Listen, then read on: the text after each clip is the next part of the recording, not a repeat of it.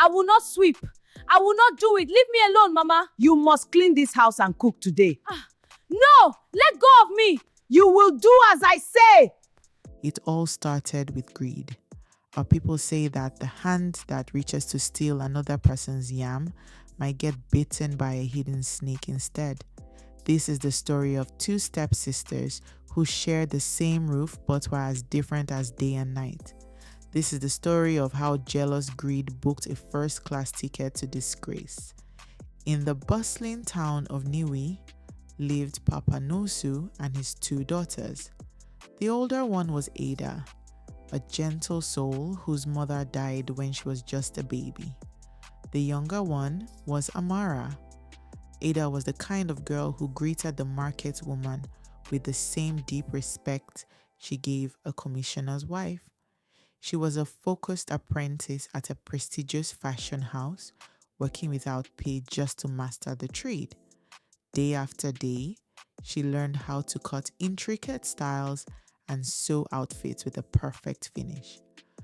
Her madam saw pure gold in her quiet dedication. At home, Ada was the engine that kept the house running, cooking the meals, sweeping the compound, and doing all the chores without a single complaint. Amara, on the other hand, was pure beauty stuffed with attarado pepper. She was sharp-tongued, stylish, and allergic to hard work. To Amara, sweating was for people who were cursed from their village. She spent her days glued to her phone, scrolling through TikTok and Instagram, watching influencers lounge on private jets in Dubai, dripping in designer clothes. God, when she would sigh, double tapping every picture. When will my destiny helper locate me? She didn't want to build a life. She wanted a shortcut. She wanted the soft life, and she wanted it yesterday. Her mother, Madame Gold, was the chief sponsor of this bad behavior.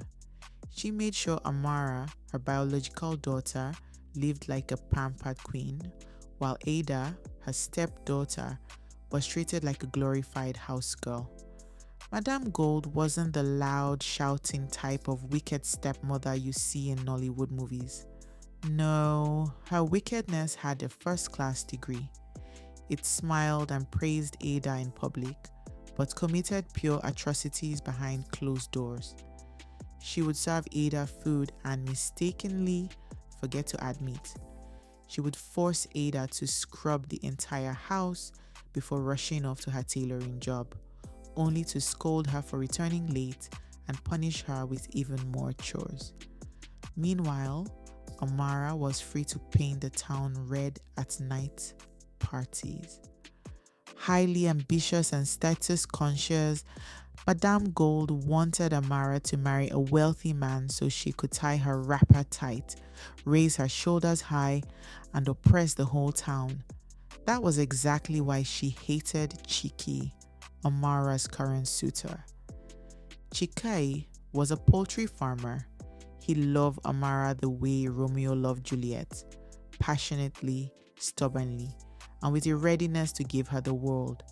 But Madame Gold clocked her disapproval at him like a restless hen at dawn. Chikai drove a battered old Nissan with torn upholstery, permanent stains on the seats, and the unmistakable, stubborn smell of chicken poop clinging to it like a generational curse. He was a focused young man, grinding hard to build his business. He wasn't flashy, but he was genuine. However, to Amara and her mother, a man whose car smelled of chicken poop was not a man at all. He was an insult. The real trouble started on a quiet Tuesday afternoon when a gleaming black Lexus SUV turned into their street. Now, in Niue, a Lexus turning into your street is not just a car arriving. It's a major announcement. Curtains shift, children stop kicking their footballs, market women crane their necks to see who has arrived. Amara was lounging by the window, phone in hand, when she heard the murmur outside and peeped through the blinds. the beast of a car stopped right in front of the compound. A man stepped out. He was dressed in a crisp, blindingly clean agbada, the kind senators and governors wear. He wore dark shades and moved with the slow, calculated steps of a man who had never had to rush for a bus in his life. He looked up at the building and smiled, and then Ada walked out to meet him. Amara sat up so fast her phone crashed to the floor. Who is this Odogwu? This handsome man with a Lexus came for Ada. She watched, burning with envy, as Ada laughed shyly at something the man said. She watched as he gently opened the car door for her. She watched as Ada stepped inside, and the Lexus glided away like it owned the tarred road. Amara couldn't believe her eyes. Did a rich, handsome young man just take the house girl out on a date? The moment Ada returned, Amara cornered her like a task force officer. Who was that? That man in the Lexus. Ada, simple and honest to a fault, explained with a smile. He's a guy based in Dubai. We met on Instagram. His name is Johnson, and he's very serious about marriage. In fact, we are going to the hospital soon to do medical tests to make sure our genotypes are compatible. A dark, greedy switch flipped in Amara's head. She ran straight to her mother's room. Mama, a rich man from Dubai wants to marry Ada. How can Ada marry a Dubai millionaire while I am stuck with a chicken farmer? God forbid bad thing, Madame Gold shouted, clapping her hands in rejection. It is you that will marry a rich man. Tell me everything you heard. Amara poured out the details. Madame Gold's eyes narrowed with wicked calculation. Don't worry, my daughter, she whispered. I know exactly what to do. Now listen carefully and follow my instructions to the letter. The next date was supposed to be the hospital visit for the genotype tests. But when the morning came, Ada was nowhere to be found. Her wicked stepmother had dragged her into the dark, dusty pantry and locked the door from the outside, seizing her phone. You will rot in this room today, Adzmgol hissed. Meanwhile, outside their compound, Johnson was waiting. Instead of Ada, Amara strolled up to him. She was dressed to kill, wearing her best wife material outfit and a soft, innocent smile. I'm so sorry, Amara told Johnson, her voice dripping with fake sympathy. Ada ran away with her boyfriend this morning. She couldn't bear to tell you to your face, so she sent me to apologize on her behalf. Johnson looked crushed, but right there in front of him was Amara, beautiful, attentive, and seemingly kind. She listened to his frustration, whispering sweet, comforting words. You seem like such a good man, she cooed. You deserve a woman who actually appreciates your worth. Johnson, who had already paid for the hospital tests and only had a week left in Nigeria, looked at her thoughtfully. Since you're already here and you seem like a very good person, would you be willing to do the tests with me? Just to see? Amara's heart did a backflip. She agreed eagerly and entered Johnson's car. In her mind, this was just a routine genotype screening, the normal first step for any couple planning a lavish wedding. She had absolutely no idea that just last week, 19 other women had sat in that exact same hospital chair. 19 women had rolled up their sleeves for the same smiling doctor. 19 women had walked away believing they had simply done a genotype test, but it was not a genotype test. Those previous 19 women had all failed to give Johnson what he was desperately hunting for. Time was running out, and he was beginning to sweat, wondering if he would have to return to Dubai empty-handed. A few days later, when the results came back, Johnson sat in the doctor's office. His hands trembled slightly as he opened the brown folder. He couldn't believe his eyes. He read the result again to be sure.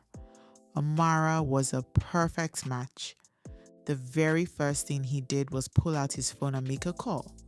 "Mama, God has finally answered our prayers," he whispered into the receiver, a dark smile spreading across his face. "I have found a perfect match. Now, all I have to do is marry her, just like we planned." Johnson wasted no time. The very next day, he arrived at Papa Nwosu's compound, and he didn't come empty-handed.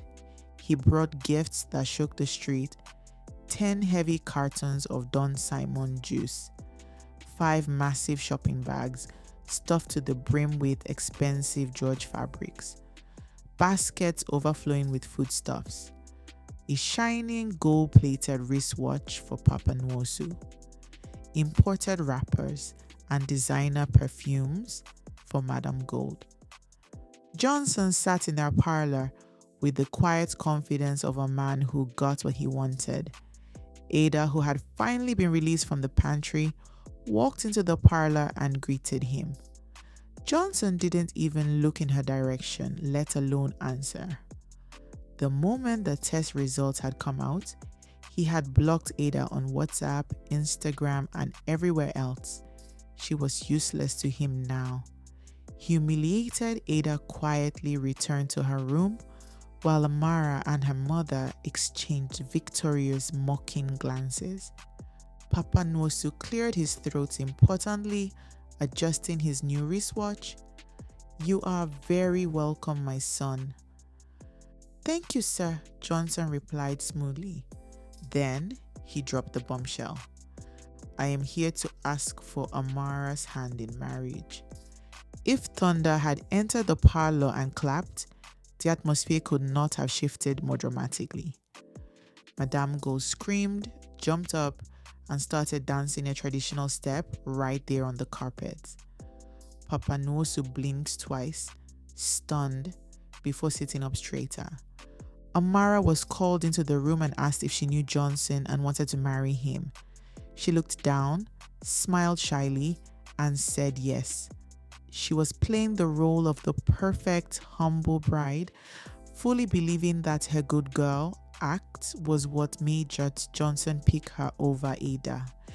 If only she knew the dark, twisted plan ticking behind Johnson's handsome smile, she would have screamed "no" and run for her life. A date for the traditional wedding was set in a hurry.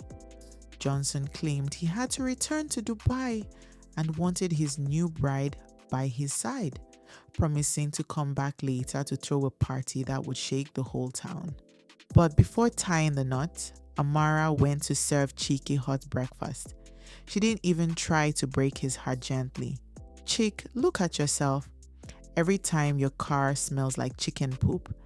I cannot marry a poultry farmer, I beg. I am a babe. I deserve better than this." Chike swallowed the insult calmly. "Amara, you know I love you," he pleaded. "I have big plans for us. I wish you could see what I'm building. Give me a little time and I will buy you the world." But Imara's eyes were already fixed on Dubai. To her, Chike's dreams were just empty noise. She dumped him without looking back. Omo, that was the biggest mistake of her life.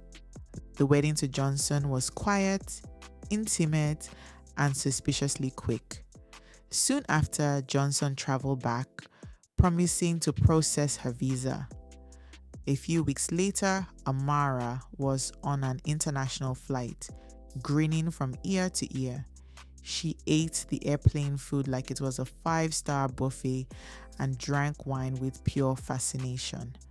She snapped pictures for Instagram to show her haters that she had finally arrived. In her mind, she was already living the rich, fabulous Dubai lifestyle. Her first shock came when she landed.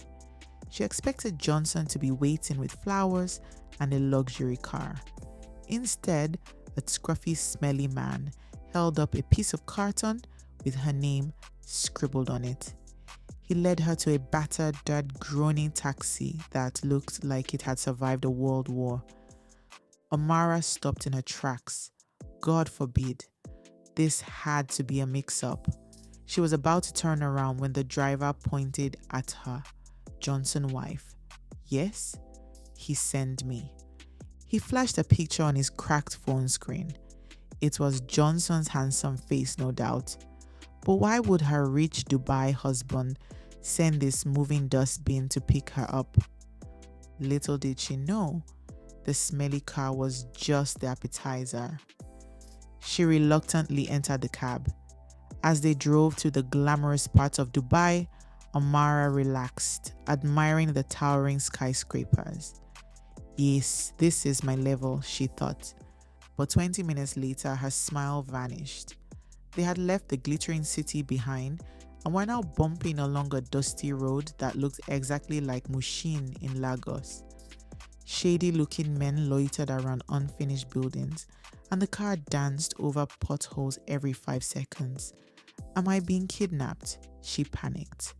Before she could call Johnson, the taxi screeched to a halt in front of a dilapidated, faded building. Amara stepped out, her jaw dropping. The front door creaked open, and out came Johnson. Baby, you're here. Come on in. He smiled, pulling her into a hug. He led her inside, and Amara's heart sank to her stomach. There was no splendor, no chandelier. The walls were a dirty yellow, and the furniture looked like it was rescued from a flood. Is this where you live? She stammered. Yes. This is our home now, he replied casually. Before she could process the downgrade, Johnson brought out an older woman. This is my mother. Please take care of her while I go to work. Good afternoon, Mama, Amara greeted, still in a daze. Then she noticed Johnson's outfit. He was wearing a faded reflective jacket and soil-stained boots. This was not the uniform of an international businessman. What exactly is your job? She asked, her voice shaking. I am a construction worker, Johnson said. My shift ends in 2 days. Make sure you take care of my mother. Shock. Premium tears gathered in Amara's eyes. The great slay queen had married a bricklayer. She couldn't help thinking to herself, so this was the Dubai prince I left Chike for. When Johnson left, Amara collapsed on the torn sofa and turned on the TV. She needed to watch a movie to stop herself from running mad, but the real wahala was just doing warm-ups. Her new mother-in-law marched into the parlor. My daughter, thank God you are here. Go to the kitchen, get the broom, and sweep everywhere. After that, dust the chairs and scrub the toilet. When you finish, enter the kitchen and prepare jollof rice with vegetables. That is what my spirit wants to eat tonight. Amara blinked, staring at the woman as if she had sprouted horns. Sorry, excuse me, I should clean, she asked. She had just survived a long, stressful flight. Instead of welcome, go and rest, this woman was handing her a chore list. Yes, now, is that not why my son married you? The old woman snapped. To take good care of me, especially when he's not around. Amara hissed. Mama, if you want to clean, nobody is holding your hands. Go and carry the broom yourself. Please don't disturb me. I am watching TV. Hey, what do you mean? After all the money my son spent on your head, will you get up from there? You must clean this house today. Mama, I beg, leave me alone. Oh, Amara shot back. You will not rest in this house unless you do what I say, the woman shouted. And so began World War III between Amara and her mother-in-law. When Johnson finally returned, Amara rushed to report his mother, expecting him to defend her. Please warn your mother. I don't like how she's treating me like a house girl, she complained. Instead, Johnson unleashed a beast she had never seen. He shouted her down, warning that if his mother ever complained about her again, he would show her pepper. Amara was stunned. I thought you loved me, she cried. Johnson let out a wicked laugh. Love you? I cannot love a selfish woman like you. You knew I originally wanted to marry your sisters, Ada, but you used your bad character to block it. You think I didn't know? That night, Johnson seized her passport and her phone. Then he slammed the document on the table and ordered her to sign it. Amara read the paper, her eyes widening in horror. Kidney transplant? I'm not donating my kidney to anybody, she screamed. You will donate your kidney to my mother whether you like it or not, Johnson barked. Why do you think I spent all that money? Buying gifts for your parents, funding a wedding, paying for your visa. Do you think I am Father Christmas? Amara burst into fresh tears. Please, I want to go home. I don't want this marriage again.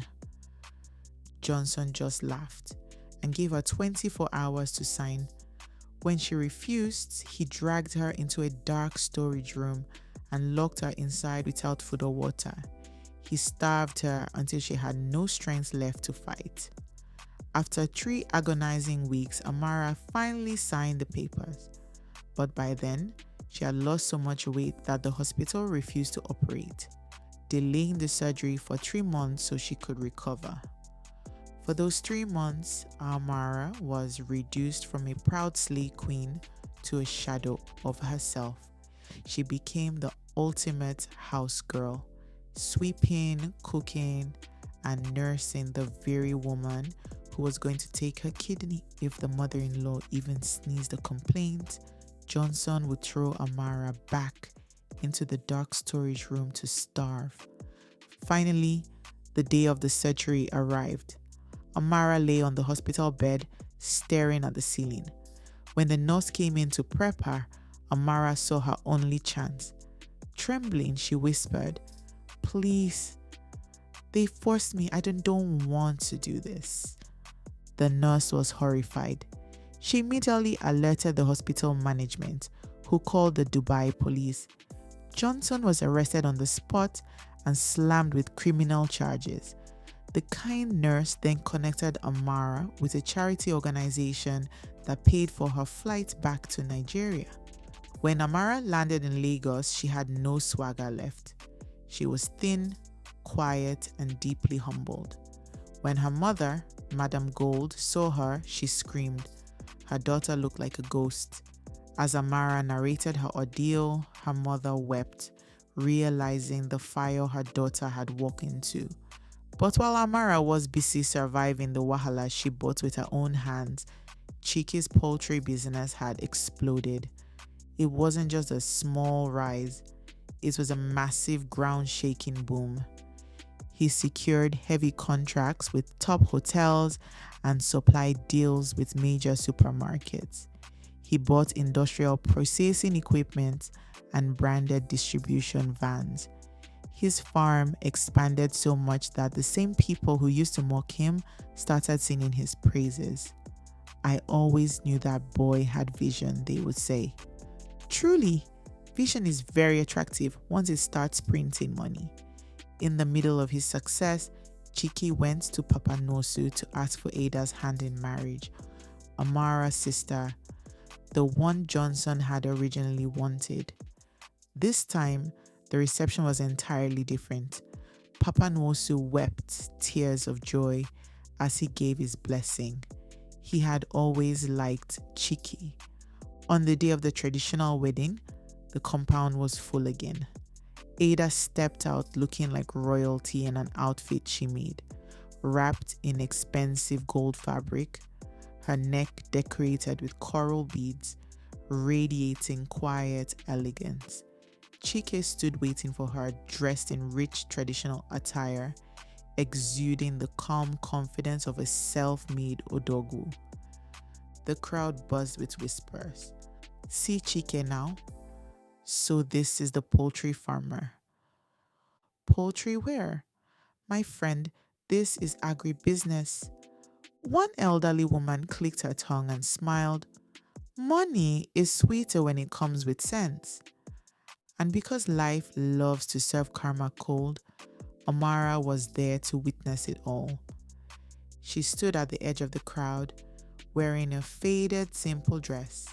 She was no longer the arrogant girl who used to toss her hair as if the air owed her rent.